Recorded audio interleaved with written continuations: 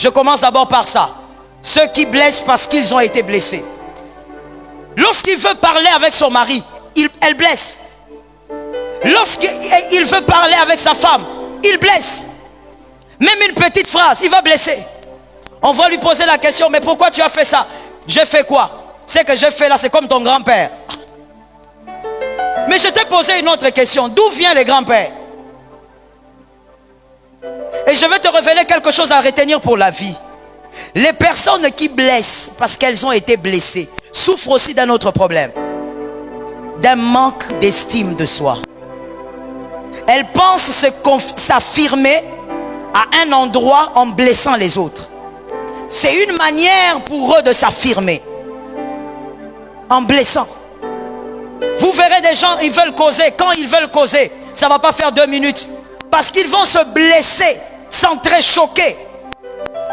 La femme est blessée, elle blesse. L'homme aussi blesse. Les paroles méchantes sortent. La femme va poser la question à son mari. Mais comment tu viens à cette heure ici? Tu voulais que je vienne sur le dos de ton grand-père. Mais moi je t'ai posé la question, pourquoi tu viens? Mais tu veux que je monte sur le dos de ton grand-père? Tu sais pas qu'il n'y a pas de taxi. Mais pourquoi tu ne peux pas simplement dire il n'y avait pas de taxi? Il y a des gens qui sont habitués à parler en blessant. Si tu es là ce soir, jeune homme, jeune fille, que l'Éternel te délivre par la parole. Pas seulement être délivré, mais entends aussi, écoute aussi des personnes qui parlent sans blesser. Ça va t'aider. Des personnes, il y a même un homme qui disait, moi je n'aime pas causer avec ma femme. Non, non, j'évite des problèmes. Quand je ne cause pas avec elle, je suis en paix. Si je cause avec elle, nous allons nous disputer. Mais pourquoi? Parce qu'elle me blesse. Une femme qui a vu sa mère en train de blesser son père à longueur de journée ne fera que blesser son mari, à moins que la parole la transforme. Il y a des couples qui ne savent pas parler dans la paix, parler dans la tranquillité. On a tué le dialogue par le pouvoir de la sorcellerie, mais il y a maintenant les paroles méchantes et blessantes qui demeurent.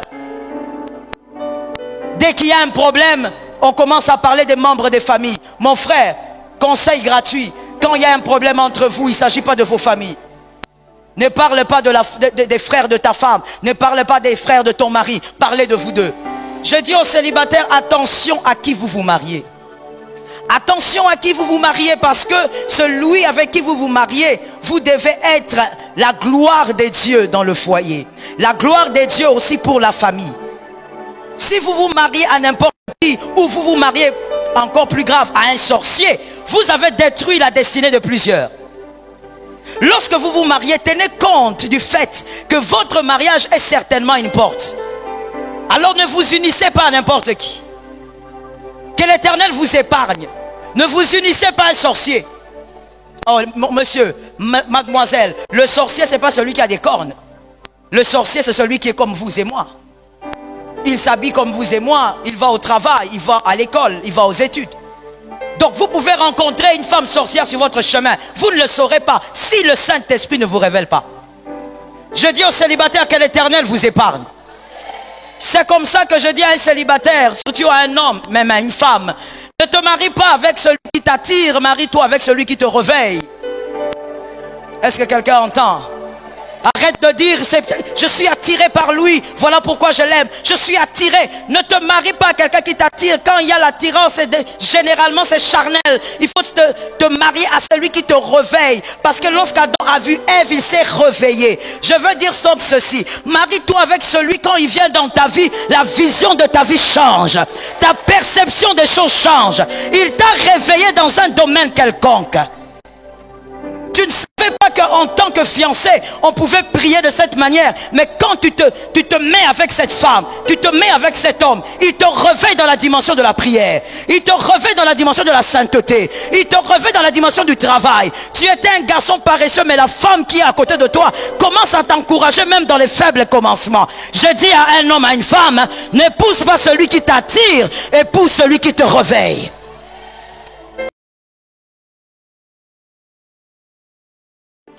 Nous sommes dans famille glorieuse. Si tu peux m'aider à dire à ton voisin que ta famille soit bénie. Celui qui ne l'a pas dit a un problème avec toi peut-être. Dis à un autre que ta famille soit bénie. Gloire à Dieu. Moi aussi je déclare sur toi que ta famille soit bénie. Que ta famille soit doublement bénie. Que ta famille soit visitée en septembre. Que ta famille soit visitée en septembre. Que ta famille soit consolée en septembre. Je sens l'onction de la consolation. Que ta famille soit consolée en septembre. Moi-même j'en ai besoin. Je dis que ta famille soit consolée en septembre. Que la consolation divine te localise et te restaure. Que ta famille soit consolée en ce mois de septembre.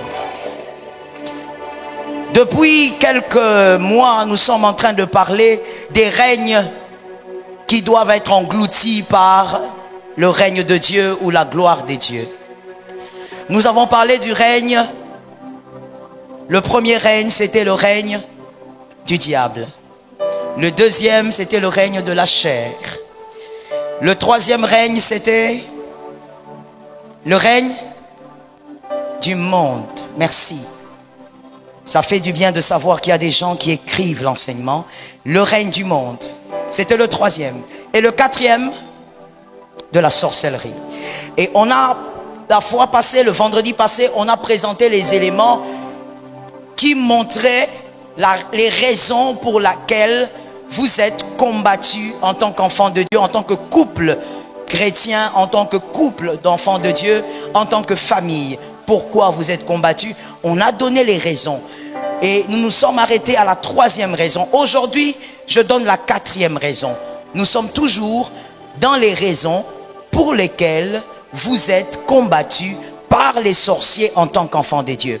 La quatrième raison aujourd'hui, ton mariage est l'un des éléments amplificateurs de la gloire de Dieu dans ta famille. Je suis d'accord avec toi. Ton mariage n'est pas seulement un cadre de joie et de bonheur. En tout cas, si tu es enfant de Dieu et que tu es là ce soir, ton mariage, ton futur mariage est un élément amplificateur de la gloire de Dieu dans ta famille. Par ton mariage, les païens de la famille doivent dire il y a des mariages chrétiens. Je suis d'accord avec toi. Par ton mariage, les païens de ta famille d'abord, pas du quartier, doivent dire l'Éternel vraiment unit les hommes. Par ton mariage, il doit aussi avoir plusieurs mariages heureux. Ça tombe sur un homme intelligent. Je croyais que quelqu'un allait prendre ça pour sa maison. Par ton mariage, tes frères, tes sœurs qui sont emprisonnés par un célibat anormal doivent vivre leur gloire. Par ton mariage, les portes du mariage doivent aussi s'ouvrir. Pas n'importe quel mariage, mais des bons mariages. Des mariages là où il y a la paix, il y a le bonheur, il y a Christ. Je dis à quelqu'un, introduis le mariage là où il y a la paix, le bonheur et Christ. Donc ton mariage est un élément amplificateur. Et les sorciers n'aiment pas. Le diable n'aime pas ça. Grâce à ton mariage, plusieurs dans ta famille seront délivrés de certaines puissances. Est-ce que quelqu'un entend? Des gens qui ont fait des songes où ils voyaient leurs alliances tomber dans les eaux. Des gens qui ont fait des songes où ils voyaient quelqu'un en train de courir avec son alliance. Mais par ton mariage, on ne va pas imposer les mains à quelqu'un. Mais ton mariage sera une délivrance pour toute la famille. Que quelqu'un reçoive la délivrance ce soir.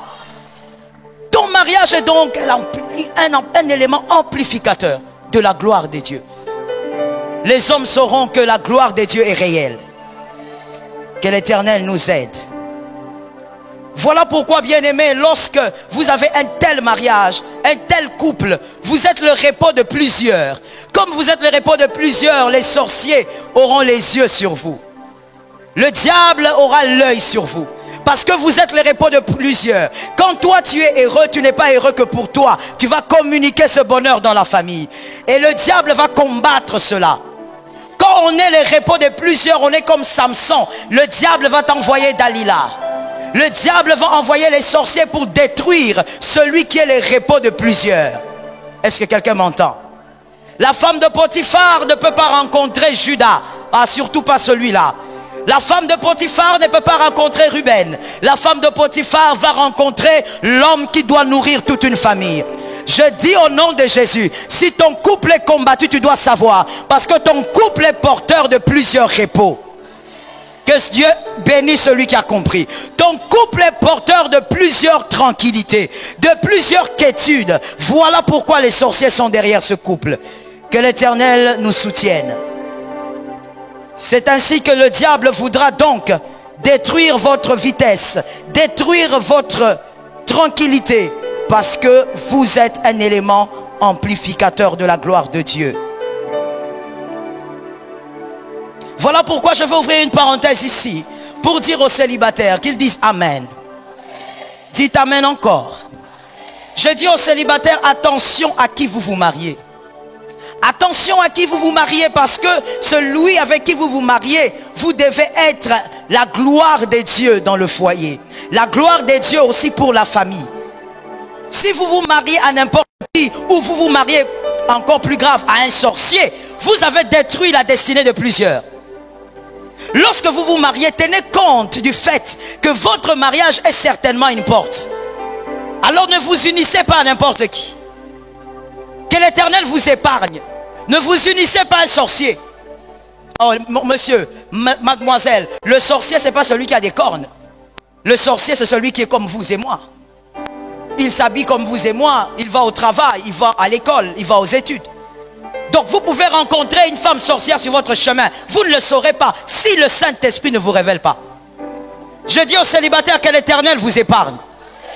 C'est comme ça que je dis à un célibataire, surtout à un homme, même à une femme, ne te marie pas avec celui qui t'attire, marie-toi avec celui qui te réveille. Est-ce que quelqu'un entend? Arrête de dire, je suis attiré par lui, voilà pourquoi je l'aime. Je suis attiré. Ne te marie pas à quelqu'un qui t'attire. Quand il y a l'attirance, généralement c'est charnel. Il faut te marier à celui qui te réveille. Parce que lorsqu'Adam a vu Ève, il s'est réveillé. Je veux dire donc ceci. Marie-toi avec celui, quand il vient dans ta vie, la vision de ta vie change. Ta perception des choses change. Il t'a réveillé dans un domaine quelconque. Tu ne savais pas qu'en tant que fiancé, on pouvait prier de cette manière. Mais quand tu te mets avec cette femme, tu te mets avec cet homme, il te réveille dans la dimension de la prière. Il te réveille dans la dimension de la sainteté. Il te réveille dans la dimension du travail. Tu étais un garçon paresseux, mais la femme qui est à côté de toi commence à t'encourager même dans les faibles commencements. Je dis à un homme, à une femme, n'épouse pas celui qui t'attire, épouse celui qui te réveille. Que l'Éternel vous aide. Si nous regardons Jean 2, 1 à 10, Jean 2, 1 à 10, c'est l'histoire de Jésus, le premier miracle de Jésus à Canaan, à la fête de Canaan. Ce qui se passe ce jour-là, c'est que Jésus est invité parce qu'il y a des mariés. Que quelqu'un me dise, il y a des mariés. Je disais que quelqu'un me dise, il y a des mariés. Ceux qui sont au fond là-bas, dites-moi, il y a deux mariés. Jésus est invité parce qu'il y a des mariés. Il est dans la fête parce que deux personnes sont en train de célébrer leur vie, leur mariage. Mais arrivé dans cette fête, il manque le vin. Le vin a été multiplié, ou plutôt Christ a produit du vin par miracle. Mais Christ l'a produit pourquoi et pour qui? Christ l'a produit parce qu'il y avait des mariés. Et non parce qu'il y avait des invités. Quelqu'un me capte? Christ l'a produit parce qu'il y avait une fête. Mais la fête tournait autour de qui? La fête tournait autour des mariés. Si les mariés n'étaient pas là, Christ n'allait pas créer un miracle de vin. Les mariés ont remarqué seulement que leur fête était devenue agréable vers la fin à cause du miracle de Jésus. Mais certainement quand ils ont posé la question, on leur a dit, il y a un homme ici qui avait fait un miracle. Mais les mariés ne pouvaient pas s'imaginer que leur fête allait permettre au vin nouveau de paraître. Je dis à quelqu'un, ton mariage permettra à un vin nouveau de paraître dans la famille. Ne regarde jamais ton mariage comme étant rien. Ne regarde pas ton mariage comme étant une vie à deux, on a des enfants, on continue à pondre. Non. Ton mariage est une opportunité pour Christ de créer un vin nouveau dans la famille. Une chose que les hommes et les femmes de ta famille n'ont pas encore vue. Que cela arrive parce que toi tu veilles sur ton couple. Que cela arrive parce que Dieu va utiliser ton couple comme un passage. Que quelqu'un dise à son voisin passage. Non, que quelqu'un dise à son voisin passage. Il y a quelqu'un qui n'a pas bien dormi aujourd'hui, on ne sait pas là où il était. Vois un autre voisin, dis-lui passage. Écoute-moi bien, que ton mariage soit le passage que Christ va utiliser pour créer des choses nouvelles. Les choses nouvelles ne passent pas que par la prière. Les choses nouvelles passent aussi par des couples stables. Est-ce que quelqu'un m'entend? Ces mariés ne pouvaient pas imaginer que c'était le premier miracle de l'homme de Galilée. Le premier miracle s'est passé dans un mariage. Des personnes que Jésus ne connaissait même pas. Je dis à quelqu'un, ce qui est possible à Dieu arrivera dans ton foyer. Dans ta famille, on vivra des choses nouvelles parce que toi, tu vis un mariage stable. Voilà pourquoi au nom de Jésus, que les sorciers ne déstabilisent pas ton foyer. Que les sorciers n'entrent pas dans ta famille. Et comme je t'avais dit le vendredi, même si la flèche entre, qu'on y voie, et quoi? Qu'on y voie l'eau et le sang. Plus vous êtes acculé, plus vous devenez fort. Parce que vous êtes une porte de bénédiction. Ne laissez pas les sorciers vous déstabiliser. Tant que tu seras marié, c'est-à-dire que tant que Dieu te donnera la vie, veille à ce que ton mariage vive dans la paix et dans l'équilibre. Est-ce que quelqu'un m'entend bien? Il y a quelqu'un qui doit être béni juste derrière toi à cause de ton mariage qui doit vivre dans la stabilité. Les stratégies de destruction des sorciers ou les stratégies de destruction sorcellériques dans un couple. On parle maintenant des stratégies. Les stratégies de destruction sorcellériques dans un couple. Ceux qui sont derrière, j'espère que vous prenez aussi note. Nous allons avec le grand A.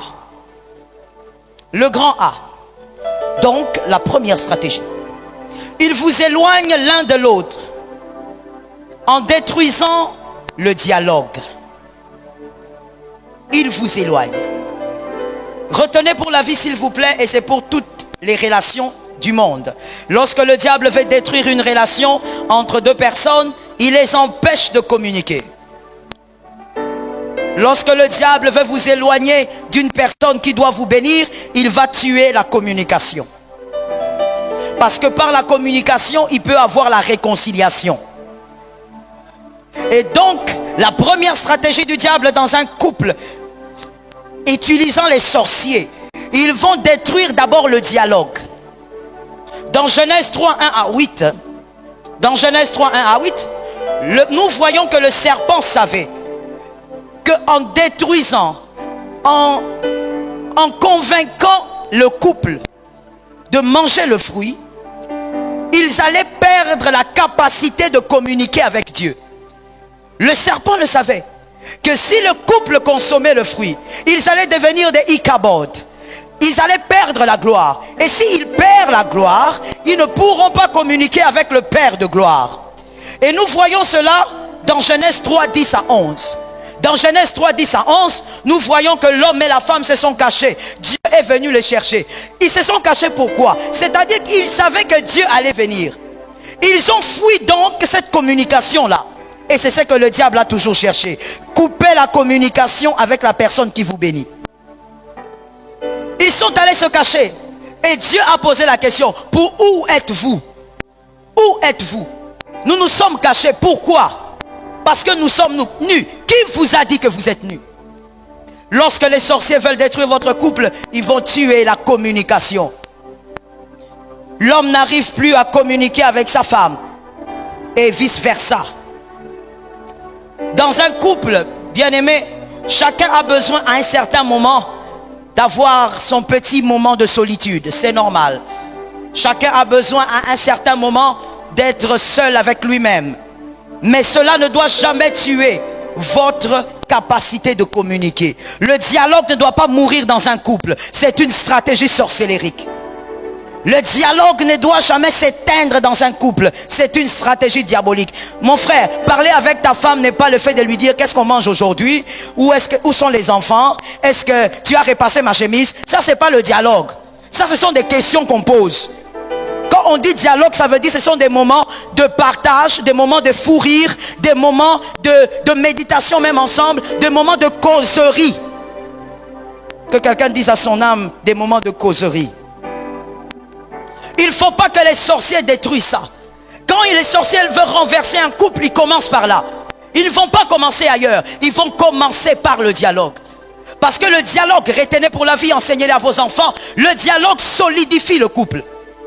C'est par le dialogue qu'on apprend à se connaître encore. C'est par le dialogue qu'on apprend à s'aimer encore. C'est par le dialogue, et oui, qu'on apprend même à pardonner. C'est en dialoguant.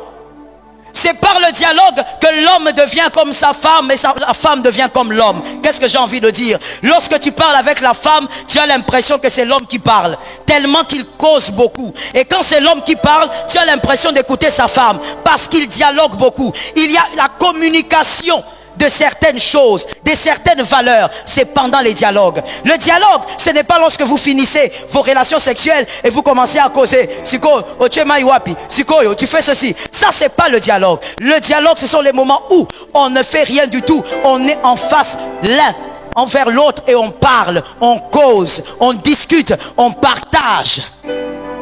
On parle de la vie. Il y a des couples qui dialoguent seulement quand il faut parler des enfants. J'ai toujours dit, les enfants vous ont trouvé, les enfants partiront. C'est tombé sur qui? Toi, tu n'as pas dit amen. Tes enfants resteront vieux chez toi. Non, mais il faut dire amen maintenant. Parce que quand je dis que les enfants partiront, tu dis rien. Donc tu veux que les enfants vieillissent chez toi. Les enfants vous ont trouvé, les enfants partiront. Ah, maintenant tu comprends. Les enfants partiront. Tu ne peux pas dire, non, moi je suis là que pour les enfants. Non, tu es mal barré. Tu es mal barré, cherche Dieu. Que Dieu restaure ton mariage. Que Dieu restaure ton cœur. Merci. Il y a certains couples qui n'arrivent plus à dialoguer par des stratégies sorcellériques. Et le diable a utilisé quelque chose de très fort et de très puissant en ce moment. De très efficace. On va essayer de trouver ça. Messieurs, levez-vous s'il vous plaît. Qu'est-ce que vous avez dans vos poches?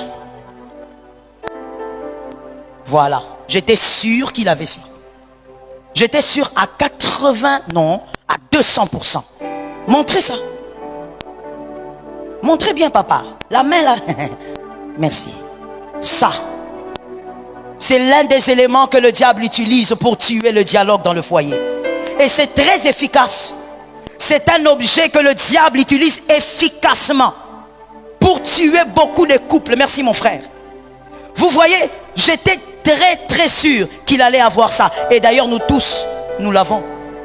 Et dans les couples, c'est un vrai problème. Au lieu que le mari regarde sa femme, il est au téléphone. Il est en train d'écrire. Il est en train d'envoyer des messages. Au lieu que la femme cause avec son mari, elle cause avec ses copines. Et quand tu poses la question, mais le téléphone, mais écoute, le téléphone c'est mon travail. La Bible dit chaque chose à son temps.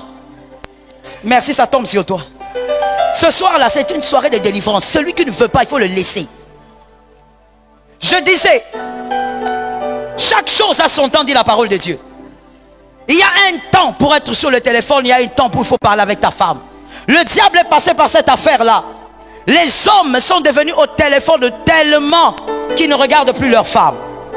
Il cause avec sa femme lui dit, tu sais, l'enfant est tombé. Hein? Tu l'as amené à l'hôpital? Non, je n'ai pas pu l'amener à l'hôpital.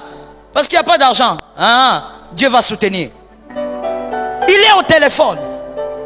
Le téléphone a pris la place de la femme et le téléphone a pris la place du mari dans les foyers. Combien de femmes ont fait des dégâts dans les cuisines à cause du téléphone? Elle est au téléphone. Elle connaît l'anniversaire de sa copine en tête, mais elle a oublié l'anniversaire de son propre mari. Il a le numéro. Oh my God. Il y a une histoire qui m'avait fait marrer une fois. Il y a un monsieur qui me raconte, il me dit, une fois il s'est fait piéger par sa propre femme, par WhatsApp. Sa femme a constaté que son mari était tout le temps là-bas. Sa femme a dit, ok, moi je vais me faire passer pour une autre fille. Et ce qui est marrant dans l'histoire, c'est que la femme a utilisé son propre numéro. Mais l'homme ne savait pas. Comment comprendre que vous êtes marié avec une femme depuis 7 ans, mais vous avez même oublié quel est le numéro de téléphone, au point où elle chatte avec vous sur WhatsApp. Elle se fait passer pour une petite fille là qui vous drague. Et vous êtes là. Oh bébé, doucement. Or il est en train de parler. Je n'ai pas entendu. Il parle à qui? Hein? À un moment donné, sa femme entre, oh my God, sa femme entre dans la salle de bain. Il demande, bébé, tu es où maintenant? Ah, moi je suis ici en train de penser à toi. Il croit que c'est une fille qui vit je ne sais où, qui est en train de lui faire la cour. Et la femme continue dans son jeu. Elle dit à son mari, évidemment l'homme ne sait pas. Elle dit, comment est-ce que ça se passe avec ta femme? Ah, ma femme, je me demande même pourquoi je l'ai épousée. Il y a des erreurs dans la vie qu'on ne peut plus corriger. Oh, que le Seigneur m'aide. Là, il est en train de répondre, de causer avec sa femme. Et il voit sa femme sortir de la salle de bain fâchée. Et il regarde. Qu'est-ce qu'il y a? Il y a un problème. Ah, laisse-moi. Mais chérie, va là-bas. Oh. Mais qu'est-ce qu'il y a? La femme a compris que donc toi, quand tu causes avec les filles, tu leur dis que moi, je suis une erreur. Le jour qu'il a découvert, et puis vous savez comment il a découvert? Le monsieur était KO, hein, je vous l'assure. Il était KO. Quand quelqu'un est enfant de Dieu dans son cœur et qu'il commet le péché, normalement, quand le diable le met au bout du mur, cette personne doit pleurer dans la repentance. S'il ne pleure pas dans la repentance, c'est un agent de l'enfer. Ce monsieur a pleuré. Il m'a dit, maman, la manière dont elle m'a eu. Un jour, la femme écrit et lui dit, il pose la question à l'homme, tu ne m'as jamais dit tu as combien d'enfants? Et lui qui répond, il a même diminué. Il a 5 enfants, il a écrit 3. Pour paraître un peu jeune. Et la femme lui dit, moi j'en ai 5. Il dit, ah bon? Ah, mais tu n'as pas l'air, hein? Parce que sur cette photo-là, c'est quelqu'un d'autre. Ce téléphone-là. Photo de profil, c'est quelqu'un d'autre. Et finalement, il dit à la femme, tu es né en quelle année? La femme envoie la date. Il dit, ouh, ça ressemble à la date d'anniversaire de ma femme, ça. Il dit, mais c'est une coïncidence, on dirait. Hein? Il dit, comment ça? Il dit, non, mais ça ressemble vraiment à la date d'anniversaire. Elle dit, ah, ok. Il dit, mais envoie-moi un peu les photos des enfants. La femme a dit, ok, pas de problème. Elle envoie la photo de la famille. Et là, l'homme est tétanisé. Le téléphone était comme ça. Il a jeté le téléphone. Il a dit, ça c'est quoi ça? Janine, hein? Et quand sa femme vient, sa femme dit quoi? C'est ce que tu veux? Tu as envie de parler avec une femme virtuelle qui te dit des je t'aime virtuels et qui te dit que tu es beau, que tu es intelligent. Tout ce que tu as envie de chercher là, tu ne le vis pas chez toi? L'homme était tétanisé et ébranlé. Le téléphone a pris la place de l'épouse. Ça a pris la place du mari. Il y a même des hommes, des femmes mariés, mais qui ont leur sexualité par téléphone. Est-ce que je peux parler? Ici vous avez un problème. Je dis, est-ce que je peux parler? Je veux parler. Si tu n'es pas d'accord, il faut sortir. Ou si tu n'es pas prêt, il faut sortir. C'est pourquoi on laisse la porte ouverte là. Je dis ceci. Il y a une sottise sur la terre. Il y a une sottise sous le soleil. Que vraiment au nom de Jésus, toi tu ne dois pas faire. Comment tu peux envoyer tes propres photos de nudité à quelqu'un? Ça passe par le téléphone, donc ça passe. Quelque chose qui n'est plus entre tes mains n'a plus ton contrôle. La chose qui n'est plus entre tes mains n'est plus sous ton contrôle. Qu'est-ce qui te prouve que cet homme-là ne va pas le montrer à ses amis? Que cette femme-là ne va pas le montrer à ses amis? Et puis tu souffres en prenant des positions bizarres. Avec ici chez nous au Congo, Mouine des Athées, Molili, au Pélisitoche. Il n'y a pas de courant, hein, je fais un effort. Tu fais un effort pourquoi? Sors du péché au nom de Jésus. Je n'ai pas entendu sors du péché au nom de Jésus. Arrête de faire semblant. Peut-être même que tu as déjà fait, mais tu ne veux pas dire que tu sors. Je dis, sors du péché au nom de Jésus. Arrête de vivre dans ces choses. Le diable ne peut pas t'aliéner comme ça, dans la bêtise la plus totale. Tu prends ta photo et tu envoies.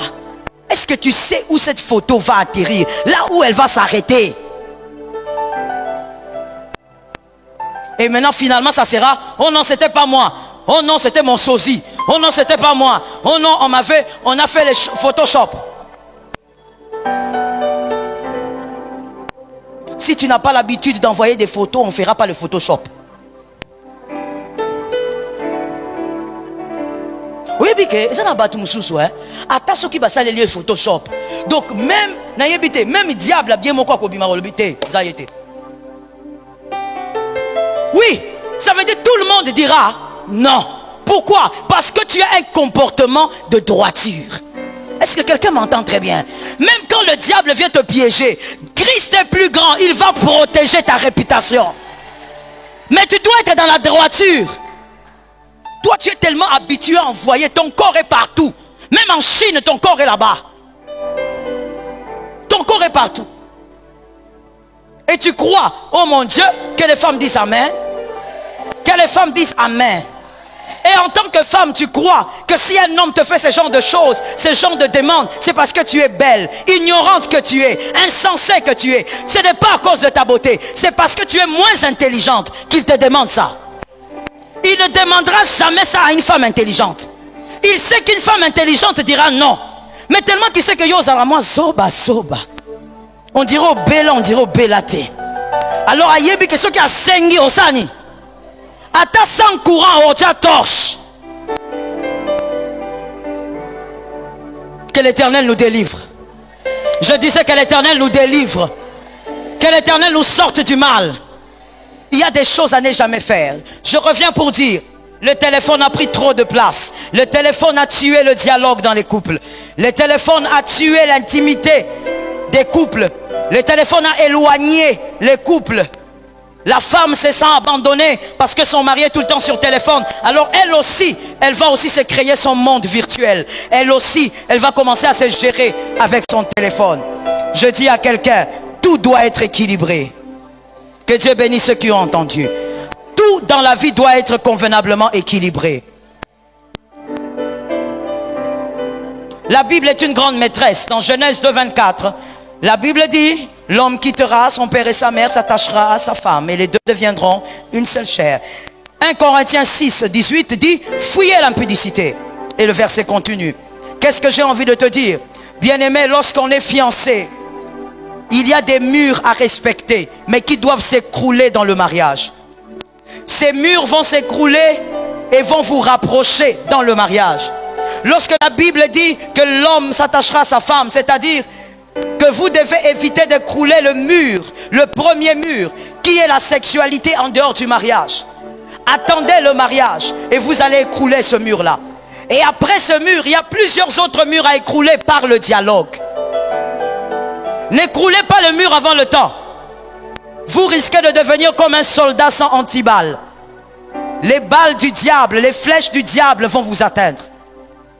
Écroulez le mur dans le mariage. Que le dialogue écroule les murs. Il y a des choses que tu ne pouvais pas dire à ton mari, à ta femme, mais à cause du dialogue, ça commence à passer, ça commence à se dire, ça commence à se transmettre, le dialogue.